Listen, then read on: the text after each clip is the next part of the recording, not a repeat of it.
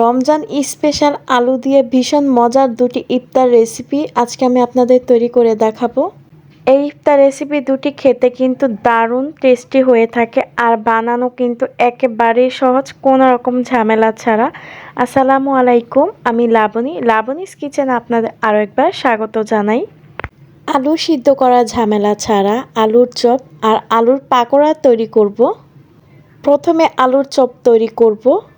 আলু সিদ্ধ করা ঝামেলা ছাড়াই কিন্তু আপনি ঝটপট আলুর চপ বানিয়ে নিতে পারেন। আশা করছি ভিডিওটি ভালো লাগবে।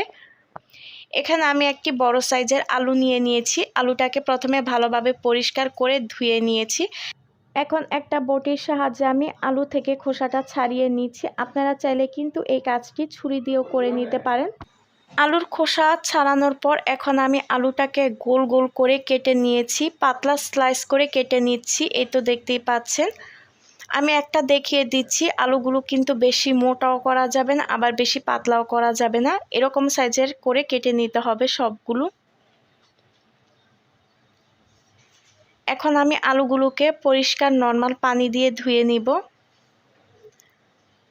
তো আলুগুলো কিন্তু আমি 3 থেকে 4 বারের মতো নর্মাল পরিষ্কার পানি দিয়ে ধুয়ে নিয়েছি।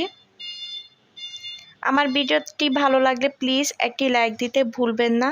আর যারা আমার চ্যানেলটি এখনও সাবস্ক্রাইব করেনি, চাইলে আমার চ্যানেলটি সাবস্ক্রাইব করে নিতে পারেন। তো আলুগুলো ধুয়ে নেওয়ার পর এখন আমি একটা টিস্যু পেপারের উপর রেখে দিচ্ছি, আলুগুলো থেকে যেন সবগুলো পানি ঝরে যায়। তো ভালোভাবে পানিগুলো ঝরে যাওয়ার জন্য আমি একটা টিস্যু নিয়ে এখানে আলুগুলোর গা থেকে পানিগুলো মুছে নিচ্ছি। আপনাদের হাতের কাছে যদি সময় না থাকে তাহলে আপনারা আলুগুলো কিন্তু একটা স্ট্রেনারে রেখে পানিগুলো ছেঁকে নিতে পারেন। তো আলুগুলো থেকে এভাবে পানিগুলো শুকিয়ে নিলে কিন্তু আলুটা ভাজার পর অনেকক্ষণ পর্যন্ত ক্রিস্পি এবং মুচমুচে থাকবে। আমরা অনেকে পানি দিয়ে ধুয়ে নেওয়ার পর কিন্তু সাথে সাথে এগুলো ভেজে ফেলি, এতে করে এগুলো অনেকক্ষণ পর্যন্ত ক্রিস্পি মুচমুচে থাকে না। ক্রিস্পি মুচমুচে থাকে খানিকটা সময়ের জন্য, তবে বেশিক্ষণ থাকে না। এখানে আমি একটা মিক্সিং বলে 1 কাপ বেসন নিয়েছি। এখন স্বাদ মতো লবণ দিয়ে দিচ্ছি, হাফ চা চামচ লাল মরিচের গুঁড়া দিলাম, 1/4 টিস্পুন হলুদের গুঁড়া, হাফ চা চামচ আদা রসুন বাটা, 1 চা চামচ কর্নফ্লাওয়ার, 1 চা চামচ বেকিং সোডা আর হাফ চা চামচ গোলমরিচের গুঁড়া। এখন দিচ্ছি 1 টেবিল চামচ ধনিয়া পাতা কুচি। এখন সবগুলো উপকরণ ভালোভাবে মিশিয়ে নিচ্ছি। আপনাদের হাতের কাছে যদি কর্নফ্লাওয়ারটা না থাকে তাহলে এখানে চাউলের গুঁড়া দিলেও চলবে। আর এখানে বেকিং সোডা দেওয়ার কারণ হচ্ছে আলুর চপগুলো কিন্তু অনেক ফুলে উঠবে। এখন অল্প অল্প করে পানি দিয়ে বেসনের ব্যাটারটা আমি গুলে নিচ্ছি। তো একবারে সবগুলো পানি দেওয়া যাবে না, একটু একটু করে পানি দিয়ে বেসনের ব্যাটারটা কিন্তু তৈরি করে নিতে হবে। তো বেসনের ব্যাটারটা এমনভাবে তৈরি করতে হবে যেন এর মধ্যে কোনো লাম্পস না থাকে। এই তো ভালোভাবে কিন্তু মিশিয়ে নিচ্ছি আমি। তো আমার সবগুলো পানি লাগেনি, হাফ কাপের মতো পানি লেগেছে আমার বেসনের ব্যাটারটা তৈরি করতে। সর্বশেষে এখানে আমি 1 চা চামচ গরম তেল দিয়ে দিচ্ছি। এখন তেলটা দেওয়ার পর আবার ভালোভাবে এটা মিশিয়ে নিচ্ছি। বেসনের ব্যাটারের মধ্যে গরম তেল দেওয়ার কারণে কিন্তু আলুর চপগুলো অনেক বেশি ক্রিস্পি হবে। তো ভালোভাবে আমি বিট করে নিচ্ছি। এই তো দেখুন আমার ব্যাটারটা কিন্তু এরকম পর্যায়ে হয়েছে, বেশি ঘনও না আবার বেশি পাতলাও না, তবে একটু ঘন করে নিতে হবে যেহেতু এখানে আমি পাতলা স্লাইস করে আলুগুলো কেটে নিয়েছি। আলুগুলো ভালোভাবে কোট হওয়ার জন্য এই পর্যায়ে রাখতে হবে বেসনের ব্যাটারটা। তো এখন আমি একটা আলুর স্লাইস নিয়ে এখানে বেসনের মধ্যে ভালোভাবে ডুবিয়ে নিয়েছি। এখন গরম তেলে ভেজে নিচ্ছি। চুলাতে আগে আমি একটা কড়াই বসিয়ে দিয়েছি তেল দিয়ে। তেলটা গরম হয়ে যাওয়ার পর একে একে আমি সবগুলো আলুর চপ ভেজে নিচ্ছি। চুলার আঁচটা কিন্তু মাঝারিতে রেখে ভেজে নিতে হবে। তো চুলার আঁচটা বাড়িয়ে দিলে কিন্তু আলুর চপগুলো পুড়ে যাবে, উপর থেকে কালারটা নষ্ট হয়ে যাবে, ভেতরটা কিন্তু কাঁচাই থাকবে। চুলার আঁচটা লো থেকে মাঝারিতে রেখে আলুর চপগুলো ভেজে নিতে হবে, এতে করে ভেতরের আলুটা কিন্তু সিদ্ধ হবে। আর চুলার আঁচটা একদম লোতো করে ভাজলে কিন্তু আলুর চপগুলো ফুলে উঠবে না। তো আলুর চপগুলো ভাজা শেষে এখন আমি ছাঁকনি দিয়ে ছেঁকে নিচ্ছি। তেলগুলো ঝরে নেওয়ার পর এখন আমি গরম গরম পরিবেশন করে নিচ্ছি। দেখুন আলুর চপগুলো কতটা সুন্দর হয়েছে। আর একটা আলুর চপ আমি ভেঙে দেখিয়ে দিচ্ছি, দেখুন কতটা ক্রিস্পি হয়েছে।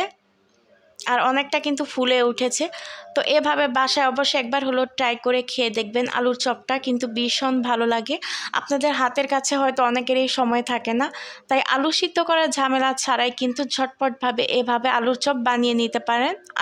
এখন হচ্ছে দ্বিতীয় ইফতার রেসিপিটি তৈরি করার পালা। রমজান স্পেশাল আজকে আমি আপনাদের আলুর পাকোড়া তৈরি করে দেখাবো খুব সহজভাবে। এখানে আমি দুটি আলু নিয়েছি। আলুগুলোকে ভালোভাবে পরিষ্কার করে ধুয়ে খোসা ছাড়িয়ে নিয়েছি। এখন আমি আলু দুটিকে গ্রেটার দিয়ে গ্রেট করে নিব। গ্রেটারে যে ছোট ছিদ্র আছে, তো সেই অংশটা দিয়ে এখন আলু দুটিকে আমি গ্রেট করে নিব। তো এই ছোট অংশ দিয়ে গ্রেট করার মাধ্যমে আলুগুলো কিন্তু ঝুরি ঝুরি হয়ে যাবে, এতে করে তাড়াতাড়ি সিদ্ধ হয়ে যাবে নাস্তাটি তৈরি করার পর। তো আলুগুলো কিন্তু আমার গ্রেট করে নেওয়া হয়ে গিয়েছে। এই তো দেখতেই পাচ্ছেন, এইভাবে গ্রেট করে নিয়েছি। কতটা পাতলা এবং ঝুরি ঝুরি হয়েছে আলুগুলো। এখন আমি আলুগুলোকে নর্মাল পানি দিয়ে ভালোভাবে পরিষ্কার করে ধুয়ে নিব। এইভাবে আমি হাত দিয়ে চেপে চেপে আলুগুলো থেকে পানিগুলো বের করে নিচ্ছি।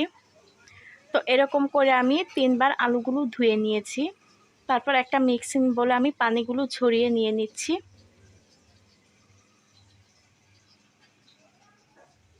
তো এখন একটা মিক্সিং বলে আমি আলুগুলো নেওয়ার পর এখানে আমি দুটি মাঝারি সাইজের পেঁয়াজ কুচি দিয়ে দিলাম। দিয়ে দিচ্ছি 3 থেকে 4টি কাঁচামরিচ কুচি। দিয়ে দিচ্ছি স্বাদ মতো লবণ। দিয়ে দিচ্ছি হাফ চা চামচ আদা রসুন বাটা, হাফ চা চামচ গরম মশলার গুঁড়া, হাফ চা চামচ গোলমরিচের গুঁড়া। তো 1 চা চামচের মতো কর্নফ্লাওয়ার দিয়ে দিচ্ছি। আপনারা এখানে চাইলে কর্নফ্লাওয়ার পরিবর্তে চালের গুঁড়োও দিতে পারেন। এখন মেজারমেন্ট কাপের হাফ কাপ আমি এখানে ময়দা দিয়ে দিচ্ছি। তো এখন হাত দিয়ে ভালোভাবে মিশিয়ে নিচ্ছি। এখন আমি 1 চা চামচ লাল মরিচের গুঁড়া দিয়ে দিলাম, এতে করে কিন্তু কালারটা সুন্দর আসবে। এখন আমি দিয়ে দিচ্ছি একটা ডিম। ডিমটা আমি ফ্রিজ থেকে 20 মিনিট আগে নামিয়ে রেখেছিলাম। তো এখন হাত দিয়ে ভালোভাবে আমি মিশ্রণটা মেখে নিচ্ছি। এই তো এখানে আমি একটা চুলাতে ফ্রাই প্যান বসিয়ে দিয়েছি তেল দিয়ে। তেলটা গরম হয়ে যাওয়ার পর আমি এখানে হাতে কিছুটা ব্যাটার নিয়ে চারো সাইড একটু চেপে চেপে চ্যাপ্টা আকার শেপ দিয়ে আমি এখন নাস্তাটি তৈরি করে নিচ্ছি। মানে কাবাবের মতো আপনারা শেপ দিয়ে নেবেন। সবগুলো নাস্তা আমি একইভাবে তৈরি করে নিয়েছি। এখন এগুলোকে লো টেম্পারেচারে এখন ভেজে নিচ্ছি নাস্তাগুলো। তো এক পাশ ভাজা হয়ে যাওয়ার পর আমি উল্টে দিচ্ছি। তো চুলার আঁচটা কিন্তু বাড়াতে যাবেন না, তাহলে কিন্তু নাস্তাগুলো পুড়ে যাবে উপর থেকে। এতে করে কালারটা সুন্দর আসবে না, নষ্ট হয়ে যাবে। তো ব্রাউন কালার করে ভেজে নেওয়ার পর এখন আমি তুলে নিচ্ছি নাস্তাগুলো। তো নাস্তাগুলো তুলে নেওয়ার পর এখন আমি গরম গরম একটা প্লেটে পরিবেশন করে নিচ্ছি। দেখুন কতটা সুন্দর হয়েছে। এই নাস্তাটি ছোট বড় সকলে খেতে কিন্তু খুবই পছন্দ করবে। এই নাস্তাটি বানানো যেমন সহজ, খেতে কিন্তু অসম্ভব মজাদার হয়ে থাকে। তো ভিডিওটি ভালো লাগলে প্লিজ একটি লাইক দিয়ে আমার চ্যানেলটি সাবস্ক্রাইব করে দিবেন। তো আজকের মতো এখানেই শেষ করছি ভিডিওটি। সবাই ভালো থাকবেন, সুস্থ থাকবেন। আল্লাহ হাফেজ।